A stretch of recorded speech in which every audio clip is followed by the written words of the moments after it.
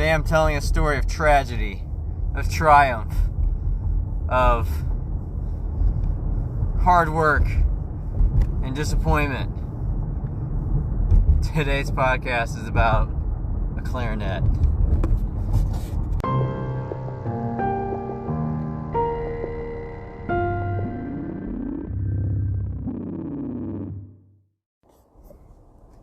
Hello, I'm Chuck. I'm an educator with a new job this year, a new school, and I'm doing new things. At this podcast, I'm trying to figure out what to do with my commute, all my extra time in the car. And one thing I'm doing is talking to you. You're riding shotgun on today's commute. And while you're sitting there, go ahead and hit that subscribe button on Spotify or Apple Podcast. You can find me on Instagram at Drive Time Diary or at Mr. C Baker for Math. You can find me on the X at chuckcbaker, and I would love to hear from you. Let me know what you think about the episode.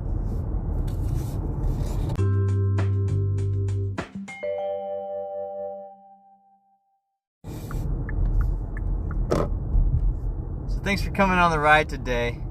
Today I'm talking about my clarinet. Playing the clarinet was one of the kind of most happenstance things that a little bit shaped my formative years beyond measure. So what I did not know about the music program where I grew up, Ferguson Florissant School District, North St. Louis County, St. Louis, Missouri. What I did not know about this music program when I was a kid was that I was pretty blessed to be in it. The longer that I've been married and have heard stories about my wife's lack of music education growing up in Florida, like, it's incredibly sad.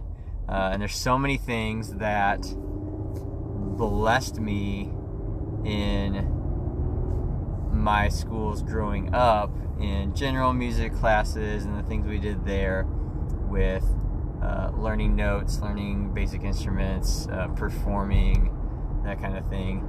And then the opportunities I had to play in bands were just like hugely beneficial and formative in my life. And to think that was just like not a thing in the Florida schools where my wife grew up I can't even imagine it. And I can't imagine how different my life would be without that music education.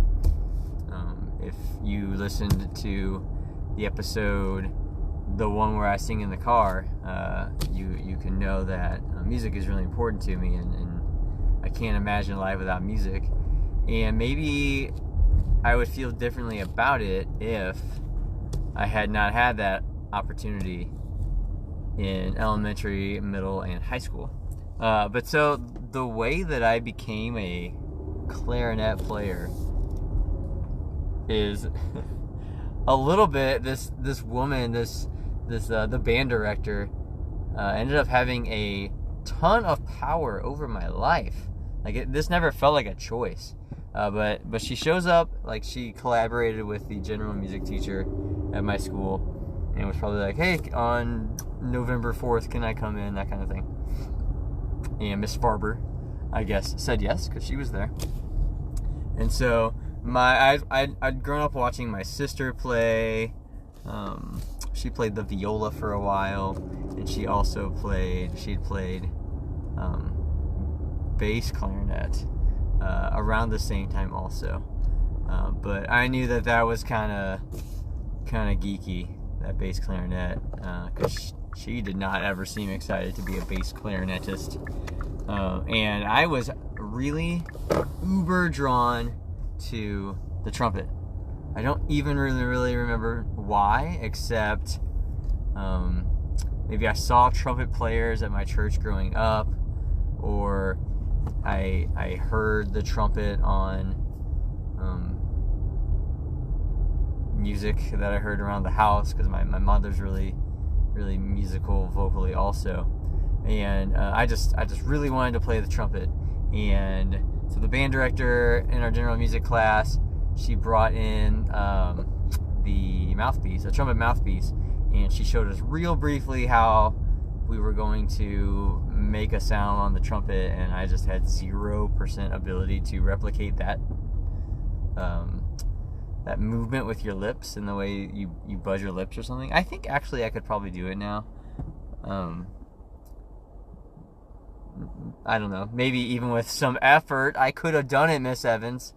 But so you like everybody like went down this line of instruments, and if you could make a noise with it, then that was going to be your life, your band life for the rest of time. And if you couldn't make a noise with it, then that was shut off to you forever.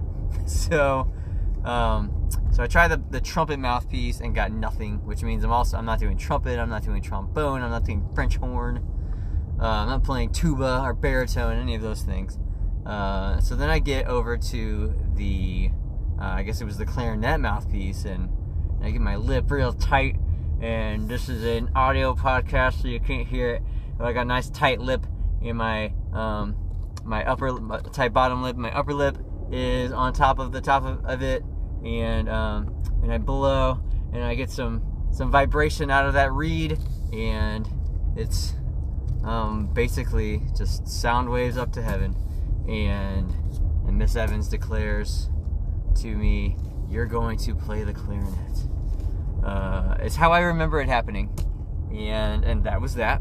Obviously, clarinet is not the only reeded instrument in the woodwinds family, so I don't know why I did not get the choice to play the cool alto saxophone, but or an oboe, which are cool also. Shout out to this cassette tape that I listened to death of Peter and the Wolf. The oboe in Peter and the Wolf is the cat, I think. Oh shoot, no, the clarinet's the cat. The oboe is the duck. Yeah, we might be down a musical path here that you're not connecting with, but Peter and the Wolf, prime memories with that cassette tape, and there was a book that went with it. Ooh, man, love it. Anyway, so I think I went home and I announced to my parents, "Mom and Dad, I'm gonna play the clarinet in band." And then, like, next thing I know, there's like a clarinet at my house, and we probably went to the music store where you rent this thing, and I remember like them talking about how it's expensive, so it must have been really expensive. And I don't know how much money they were actually making on that kind of deal, the music rental store, but it seemed like it was a lot. I don't know. But so we get the clarinet, and we get the reeds, and this is all more difficult because we don't have Amazon. And then I start playing the clarinet, and I'm like kind of good, and that's 4th grade. I'm like kind of good at the clarinet, and I'm like sitting first chair, which, if you don't know, that means like second chair or something. I was good for a 4th grader. If you don't know what that means, it means like you're the best in that section.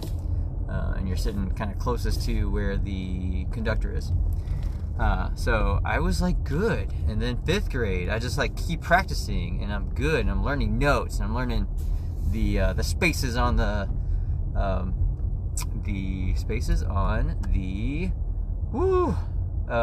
signature, the treble clef, and I'm learning the lines. Every good boy does fine. That's how we learn it now. According to my daughter, they actually have a different acronym for this now. If you know what the new acronym is for the lines on the treble clef staff, please let me know so I can update my knowledge file there. And I'm getting the spaces, face, F-A-C-E, and I'm learning how to play below the treble clef and above the treble clef, and I'm getting all these fingering on the notes and getting better. Apparently I was just born to be a clarinetist, and I got nominated for this award by my school called Young Achievers Award or something. Like every school nominated a certain amount of 5th graders for this. It wasn't at all tied specifically to the music, but maybe the fact that I was in band was part of it. And I was so into my clarinet that during the photo shoot that every kid was supposed to get for this, my mom is like, oh, he definitely needs to take his clarinet. So there's this 90s, there's this picture of me as a 11-year-old in this 90s silk shirt, and I have my clarinet, and I don't know where those photos are now at my parents' house. I mean, they might be in my house, I guess, but that's maybe one of the most 90s pictures of me. But yeah, like I was living the clarinet life, and also a little bit insecure in myself because I'm 11 and really wishing still that also I played a manlier instrument. But I was still good, so like I was kind of sort of leaning into it because I still got my gifted label, and if I'm good at something, then that's feeding into that, right? And so then 6th grade comes, and I can kind of figure out that my band director, if she sees somebody really has talent and she wants to give them a challenge, she'll like give them a challenge, and then if they like can do it, then she'll play that song in our concerts, our spring concert, our winter concert that we play for families in the evening, and like every school had an assembly where we would get to play for them too. And so like in my 5th grade year, my 4th grade year, we had this killer drummer, and so we played Wipeout for this guy, so he could just go doom doom doom doom doom doom doom, just like killing it. And so 6th grade comes around, and sometime in 6th grade, for some reason, I figure out that I want to play Pachelbel's Canon in D, and like the clarinet section is the star of this song, at least the way this arrangement was written. And I practice it, and just like filling your soul is like this clarinet noise of the best darn 6th grader you've ever heard play Pachelbel's Canon in D. And I'm working on my my breathing and the way that I'm tonguing that song on the reed, and then I break my arm in like April of 6th grade and cannot play the clarinet anymore. And so this song that, oh, I'm getting a call. Oh my gosh. Excuse me. So I broke an arm. I cannot play clarinet anymore because I have this cast. And what should have been my shining moment of 6th grade, starring in this band concert at school in front of all of my peers, turns into this a little bit sad moment where I'm just sitting in the audience of this band concert at my school, and the band director says, this next one we had saved special for someone, and I know it's me. I'm like whispering to my friends, I'm like, that was me, that was gonna be for me. She's like, but he can't play with us tonight or today because it was during school, so bear with us, because like I was the only one who could play it. And that sounds like a humble brag or something, maybe not even a humble brag, but that's just what it was. So she had chosen this song for me to play and like shine, and then like it was like 2 or 3 weeks before the concert when I broke my arm, and so like it was too late to change, and so that's what it was. And so I really missed my shining moment, and got like a little bit of a less exciting moment instead, where I got to be like, oh, they sound not as good because I'm not there. But that was one of the biggest disappointments of my life, was not playing that. But I guess that's the end of this podcast. I'm in the garage now. So that's your story. The continuation of that story, I guess, to come, is going to be about how that turned into me playing the alto sax, but there's more for that story later. I guess if you see me in life, you can now start talking to me about my clarinet and making fun of me or something. I don't know how you feel about that, or if you love the clarinet, then we can be best friends now.